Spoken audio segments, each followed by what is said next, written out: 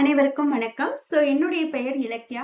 TNMRB போட்டித் தேர்வு படிக்கக்கூடிய அனைவருக்கும் முதல்ல என்னுடைய வாழ்த்துக்கள் சொல்லிக்கிறேன். சரிங்களா? எஸ். போட்டித் தேர்வுக்கு படிக்கக்கூடிய அனைத்து மாணவர்களுக்குமே நான் என்ன சப்ஜெக்ட் எடுக்க போறேன் அப்படின்னு சொல்லிடுறேன். டிஎன்எம்ஆர்பி தேர்வுக்கு படிக்கக்கூடிய மாணவர்களுக்கு தமிழ் தகுதித்தாள்னு ஒரு பேப்பர் இருக்குது இல்லைங்களா? 50 கொஷின்ஸ் கேட்பாங்க இல்லையா? அதை தான் நான் உங்களுக்கு ஹேண்டில் பண்ண போறேன். சரிங்களா?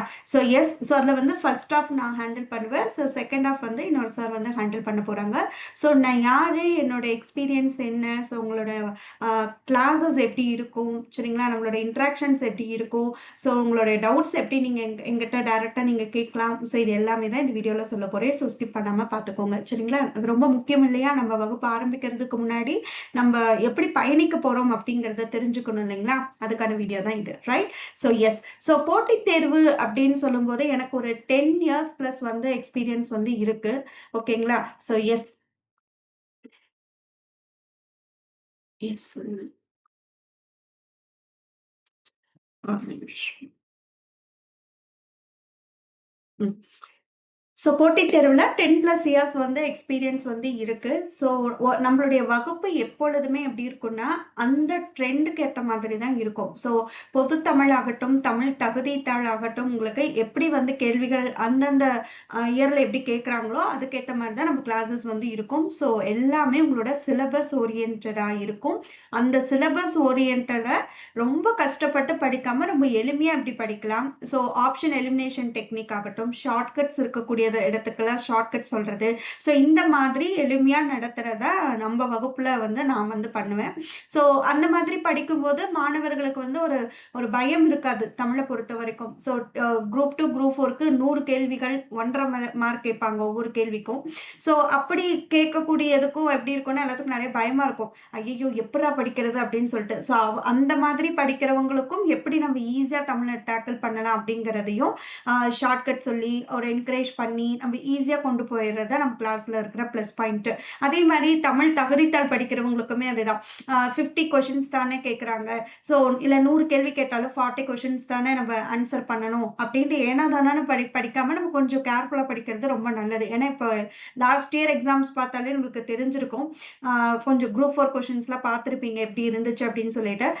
குரூப் 4 தானே அப்படி கேட்டாங்கன்னா எஸ், தகுதித்தாளில் கேட்கறதுக்கு வாய்ப்புகள் இல்லாமல் இருக்குன்னு சொல்ல முடியாது, எப்படி கேட்பாங்கன்னு நம்ம சொல்ல முடியாது. எதுக்குமே பி ரெடி ஃபார் தட் அப்படின்னு தான் நான் சொல்லுவேன்.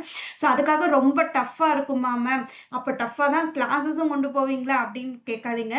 அப்படிலாம் இருக்காது, ரொம்ப எளிமையாக தான் இருக்கும். அப்படி கேட்டாலும் எப்படி நம்ம அப்ரோச் பண்ணணுங்கிறதையும் சொல்லி தந்துடணும் இல்லைங்களா? அதுதான் நம்ம கிளாஸஸில் நடக்கும். சரியா? கான்செப்ட் வைஸ் தாங்க நம்ம கிளாஸஸ் இருக்கும். எப்படி மேக்ஸ் படிப்பீங்க, புரிதலோட படிப்போம் இல்லையா? ஒரு பேசிக் டாபிக் இருந்தாலுமே ஒரு புரிதல் இருந்துச்சுன்னா ஈஸியாக நம்ம படிச்சிடறோம். அந்த மாதிரி தான் நம்ம வகுப்புகள் இருக்கும். குரூப் 4 குரூப் 2 படிக்கிறவங்க கண்டிப்பாக என்னோட கிளாஸஸில் இருக்கிற நிறைய ஸ்டூடெண்ட்ஸ் மினிமம் 80 கொஷின்ஸ் போடுவாங்க. மேக்ஸிமம் 90 92 கூட போட்டிருக்காங்க. தமிழ் தகுதித்தாள் பொறுத்த வரைக்கும் யாருமே இது வரைக்கும் ஜஸ்ட் பாஸ் அப்படிங்கிற மாதிரிலாம் இருக்காது. அந்த அளவுக்கு நம்ம கிளாஸஸில் படிக்க வச்சுருவோம். ப்ரீவியஸ் இயர் கொஷின்ஸும் அப்போவே நம்ம டிஸ்கஸ் பண்ணுவோம் வகுப்புலேயே. அப்போ என்ன ஆகும்னா ஒரு டாபிக் படிக்கிறோம், அது கான்செப்டோட புரிதலோட படிச்சிடுறோம். அதுக்கப்புறம் ப்ரீவியஸ் இயர் கொஷின்ஸ் அந்த டாபிக் ரிலேட்டடாகவும் நம்ம டிஸ்கஸ் பண்ணும்போது இப்படி தான் கேள்விகள் கேட்குறாங்களா, இதுக்காக தான் மேம் இதெல்லாம் நம்மளுக்கு டிஸ்கஷனில் சொல்லி கொடுத்துருக்காங்க போல அப்படிங்கிற ஒரு புரிதல் உங்களுக்கு கிடைக்கும் இல்லையா? அதுக்காக பிஒய்க்யூ நம்ம கிளாஸ்லேயே டிஸ்கஸ் பண்ணிடுவோம். அதனால் ஈஸியாக நிறைய பேர் நம்ம வகுப்பில் இருக்கக்கூடிய மாணவர்கள் ஈஸி ஸ்கோர் பண்ணிடுவாங்க தமிழ் பொறுத்த வரைக்கும். எஸ், குரூப் 2 குரூப் 4ல் நிறைய மாணவர்கள் வெற்றி பெற்றிருக்காங்க. எஸ், நம்ம கிளாஸில் முக்கியமாக பார்த்தீங்கன்னா ஷார்ட்கட் இருக்கும். ஆப்ஷன் எலிமினேஷன் முறைகள்லையுமே நான் சொல்லித் தருவேன். ஏன்னா ஆப்ஷன் எலிமினேஷன் டெக்னிக் ரொம்ப ரொம்ப உதவியாக இருக்கும். நீங்கள் அந்த டெக்னிக் தெரிஞ்சுக்கிட்டீங்கன்னா தெரியாத கேள்விகளுக்கு கூட ஒரு லிங்க் வச்சு கூட நம்ம மற்ற 2 ஆப்ஷன் ஈஸியாக எலிமினேட் பண்ண முடியும். சரிங்களா? அது தெரிஞ்சுக்கிட்டோம் அப்படின்னா மற்ற சப்ஜெக்ட்ஸ்க்குமே கொஞ்சம் யூஸ்ஃபுல்லாக இருக்கும். சரிங்களா? ஒவ்வொரு சப்ஜெக்ட் படிக்கும்போது நீங்கள் அந்த டெக்னிக் கொஞ்சம் மைண்டில் வச்சுக்கிறது ரொம்ப நல்லது. அதுவுமே நான் சொல்லித் தருவேன் நம்ம வகுப்புலேயுமே. சரிங்களா? எஸ். இது தாங்க உங்களுடைய எக்ஸாம்ஸ்க்கான சிலபஸ். ஓகேவா? தமிழ் எலிஜிபிலிட்டி டெஸ்ட், கட்டாய தமிழ் மொழி தகுதி தேர்விற்கான பாடத்திட்டம், கொள்குறி வினாவிற்கான தலைப்புகள் இதுதான். இந்த எக்ஸாம்ஸ் எப்படி இருக்கும் அப்படின்னா உங்களுக்கு தெரிஞ்சிருக்கும். அப்ஜெக்டிவ் டைப் ஆஃப் கொஷின்ஸ் தான் இருக்கும். ஸோ 4 ஆப்ஷன்ஸ் இருக்கும். கேள்வி கேட்பாங்க. 4 ஆப்ஷன்ஸ் இருக்கும். நம்ம அதில் ஒண்ணு சூஸ் பண்ணணும். முக்கியமா நெகட்டிவ் மார்க்ஸ் நம்மளுக்கு கிடையாது. ஓகேங்களா? ஸோ 50 கொஷின்ஸ் கேட்குறாங்க அப்படின்னா 50 மார்க்ஸுக்கு கேட்பாங்க அவ்வளோதான். இதில் எலிமினேஷன் சாரி நெகட்டிவ் மார்க்ஸ் இருக்கும் அப்படிங்கிற பயம் நம்மளுக்கு தேவை கிடையாது. ஸோ 100% நீங்கள் தைரியமாக 50 கேள்விகளுமே அட்டன் பண்ணலாம். சரிங்களா? ஸோ இதுதான் நம்மளுடைய சிலபஸ். பிரித்தெழுதுதலிருந்து சேர்த்தெழுதுறது, எதிர்ச்சொல் எடுத்தெழுதுறது, பொருந்தாச்சொல் ரொம்ப ரொம்ப எளிமையாக தான் இருக்கு டாபிக்ஸ். அப்படிதான் குரூப் 4க்கு இருந்துச்சு. அப்படி நினைச்சுதான் சிலபஸ் மாறணும்னு எல்லாம் ரொம்ப ஹாப்பியா இருந்துச்சு.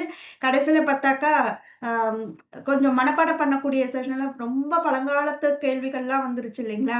ஸோ அந்த மாதிரி எப்படி வேணாலும் கேட்கலாம். இந்த சிலபஸ் ஈஸியா இருக்குங்கிறதுக்காக நம்ம ரொம்ப எளிமையாவும் பார்த்துட்டு போயிட முடியாது. பட் நம்ம கொஞ்சம் கான்ஃபிடென்ட்டா இருக்கிறது வந்து தமிழ் தகுதித்தாள். ஒரு தகுதி அடையிறதுக்கு உங்களுக்கு தமிழ் பேசிக் நாலேஜ் இருந்தா போதும் அப்படிங்கிற மைண்ட் செட்ல தான் கேள்விகள் எடுப்பாங்க. ஸோ அந்த அளவுக்கு நம்ம படிச்சுக்கிட்டோம்னா போதுமானது. பயப்பட வேண்டாம். சரிங்களா? எஸ். ஸோ இதுதான்ப்பா நம்மளோட சிலபஸ். ஓகேங்களா? ஸோ சிலபஸ் அப்படியே நான் வந்து ஸ்க்ரீன்ல ஷேர் பண்ணியிருக்கேன். நீங்க பாருங்க. முக்கியமா சிலபஸ் வந்து கையில வச்சுட்டு படிங்க. எந்த சப்ஜெக்டா இருந்தாலும் பொது தமிழுக்கும் அதை வச்சுட்டு படிக்கிறது ரொம்ப ரொம்ப நல்லது. சரிங்களா? எஸ். ஸோ நான் வந்து எத்தனை டாபிக்ஸ் வந்து எடுக்க போறேன் அப்படின்னா, மொத்தம் 37 டாபிக்ஸ் இருக்குங்களா? எஸ், 37 டாபிக் இருக்கு. நம்மளுடைய வகுப்புல ஃபர்ஸ்ட் 18 டாபிக்ஸ் வந்து நம்ம டிஸ்கஸ் பண்ணுவோம். சரிங்களா? பிரித்தெழுதுதல் இருந்து பிறமொழி சொற்களுக்கு இணையான தமிழ் சொல்ல தேர்ந்தெடுக்கிறது. சரிங்களா? கோல்டு பிஸ்கெட்டுக்கு தமிழ் தங்க பட்டி இல்லையா? ஸோ அந்த மாதிரி அந்த 18 டாபிக் வந்து நம்ம கிளாஸஸ்ல டிஸ்கஸ் பண்ணுவோம். ஸோ நம்ம கிளாஸ் எப்படி இருக்கும் மேம் அப்படின்னு பார்த்தீங்கன்னா, ஸோ பிரித்தெழுதுக, சேர்த்தெழுதுக. ஃபார் அன் எக்ஸாம்பிள் சொல்றேன். சரிங்களா? ஸோ பிரித்தெழுதுக, சேர்த்தெழுதுகன்னா இது என்ன மேம்? பிரிக்க கூட மாட்டோமா? சேர்த்து கூட எழுத மாட்டோமா? இதெல்லாம் ஒரு கிளாஸ்ல நடத்தணுமா மேம் அப்படின்னு நினைப்பீங்க. எஸ், நம்ம நடத்தி தான் ஆகணும். ஏன்னா ஒரு சின்ன சின்ன விதிகள் வந்து தெரிஞ்சிச்சுன்னா ரொம்ப எளிமையா ஒரு சில வேர்ட்ஸ் வந்து நம்ம ஈஸியா பிரிக்க முடியும். எப்பவுமே ஈஸியா கேட்டுட்டு இருப்பாங்கன்னு சொல்ல முடியாது இல்லைங்களா? 1 or 2 கொஸ்டின்ஸ் வந்து ட்விஸ்ட் வச்சா அதுக்கும் நம்ம தயாரா இருக்கணுங்கிறதுக்காக தான். ஸோ எல்லாமே ஈஸியா நடத்திட்டு போறது நீங்களே படிச்சுக்கலாம்ல. அதனால கொஞ்சம் விதிகள் தெரிஞ்சு நம்ம படிச்சுக்கிட்டா ரொம்ப யூஸ்ஃபுல்லா இருக்கும். சரிங்களா? எஸ். ஸோ அதனால இந்த கிளாஸஸ் அப்படிதான் இருக்கும். கான்செப்ட் ஃபர்ஸ்ட் இருக்கும். அதுக்கப்புறம் எப்படி பிரிக்கணும், எப்படி சேர்த்து எழுதணுங்கிறதையும் நம்ம டிஸ்கஸ் பண்ணிட்டு, அதுக்கப்புறமா 6th இருந்து 10th வரைக்கும் இம்பார்ட்டன்ஸா இருக்கக்கூடிய மேக்ஸிமம் எல்லாமே கொடுத்துருப்பேன். சரிங்களா? ஸோ பிரித்தெழுதுக, சேர்த்தெழுதுக, டெக்ஸ்ட் புக்ல இருக்கு இல்லையா? அதெல்லாம் இருக்கும். அதுக்கப்புறமா எல்லாம் படிச்சு முடிச்சதுக்கு அப்புறம் எல்லாம் டிஸ்கஷன் பண்ணதுக்கு அப்புறமா PYQ இருக்கும். ப்ரீவியஸ் இயர் கொஷின்ஸ் வந்து அப்பவே அந்த கிளாஸ்லயே வந்து கொடுத்துருப்பேன் பிபிடியில.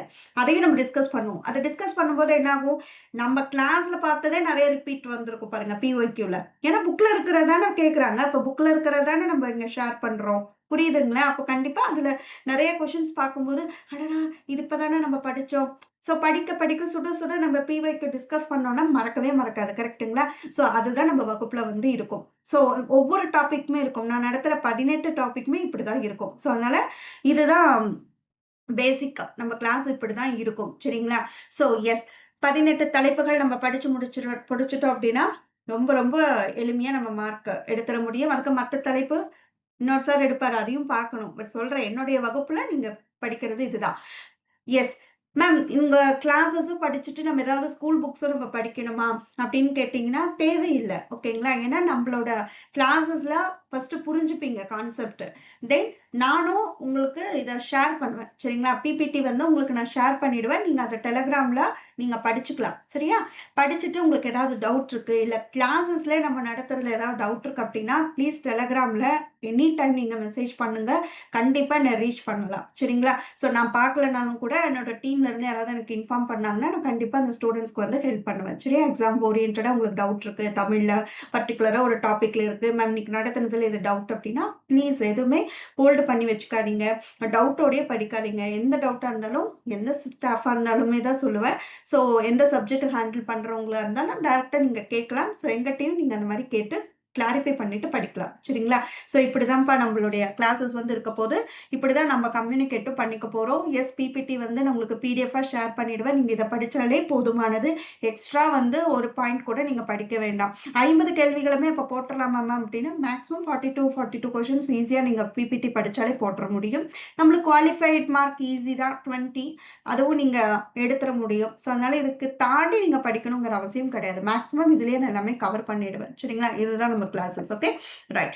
ஸோ உங்களுக்கு எஸ் நான் சொன்ன மாதிரி டிஎன்எம்ஆர்பியில் வந்து எவ்வளோ கேள்விகள் அப்படின்னா 100 கிடையாதுங்க, 50 கேள்விகள் தான், 50 மார்க். ஸோ ஒரு கேள்விக்கு ஒரு மதிப்பெண், 1.5 மார்க் கிடையாது. ஸோ ஒரு கேள்விக்கு ஒரு மதிப்பெண் அப்படிங்கிற அடிப்படையில் இருக்கு.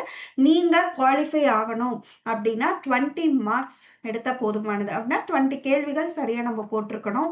நெகட்டிவ் மார்க்ஸ் நமக்கு கிடையாது, சரிங்களா? அதனால பயப்பட வேண்டியது கிடையாது. ஸோ 40% நம்ம எடுத்திருந்தாலே தமிழில் தகுதி. ஓகேங்களா? எஸ். ஸோ இப்படி தான் நம்ம கிளாஸஸ் இருக்க போது. ஸோ சிலபஸ் காமிச்சாச்சு, நம்மளுடைய வகுப்பு எப்படி இருக்கும், நம்ம எப்படி பயணிக்க போகிறோம் எல்லாமே நான் உங்களுக்கு சொல்லிட்டேன். I hope you all understand. So இப்படி தான் நம்ம பயணிக்க போகிறோம்னு தெரிஞ்சுக்கிட்டோம் அப்படின்னா கண்டிப்பாக உங்களுக்கும் எளிமையாக இருக்கும் இல்லையா? அதுக்காக தான் இந்த வீடியோ. எஸ். ஸோ ஒவ்வொரு வகுப்பையும் பாருங்கள், டவுட் இருந்தால் கண்டிப்பாக எனக்கு மெசேஜ் பண்ணுங்கள், நம்ம கிளாரிஃபை பண்ணிக்கலாம், சரிங்களா? Yes, all the very best. கண்டிப்பாக நீங்கள் வந்து அடுத்த வருஷம் ஒரு அரசு அதிகாரியாக இருக்கணும் அப்படிங்கிறத என்னோட மனமார்ந்த வாழ்த்துக்களை தெரிவிச்சுக்கிறேன், சரிங்களா? ரைட். ஸோ நல்லா படிங்க. All the best.